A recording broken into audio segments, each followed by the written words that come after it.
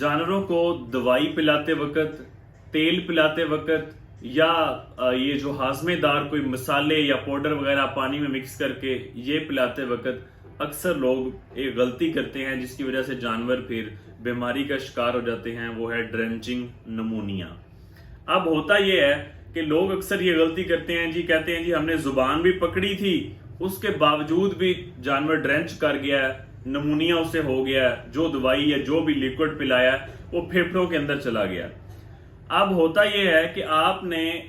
कभी भी जानवर की जुबान नहीं पकड़नी, क्योंकि इसी जुबान ने फैसला करना है कि दवाई या जो भी चीज आप पिला रहे हैं वो फेफड़ों के अंदर जाए या फिर आपके जो मैदा है जानवर का उसके अंदर जाए। तो इसलिए आपने कभी ये गलती नहीं करनी। अब होता क्या है कि पानी,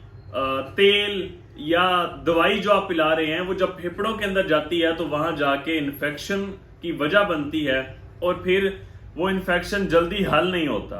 अगर पानी है चला गया तो वो इतना ज्यादा मसला नहीं, मसला जरूर है, लेकिन होता क्या है कि पानी पेशाब पावर टीके लगा के, एंटीबायोटिक्स लगा के वो जल्दी खुश्क हो जाता है, तो वो इतना ज्यादा मसला नहीं करता। लेकिन अगर कोई ऑयल बेस्ड चीज जिस तरह तेल है या कोई दवाई ऑयल बेस्ड है, वो अगर फेफड़ों के अंदर चली गई तो वो जल्दी ठीक नहीं होता, वो सालों के साल फिर लग जाते हैं। वो जानवर मुसलसल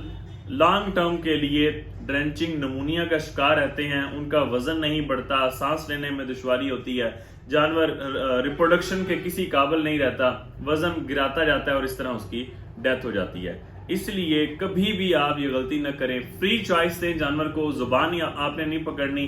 जोर जबरदस्ती से दवाई आपने नहीं पिलानी। कोशिश करें कि नोजल मिलती हैं उससे जानवर को दवाई पिलाने में आसानी होती है तो उनका आप इस्तेमाल कर लें।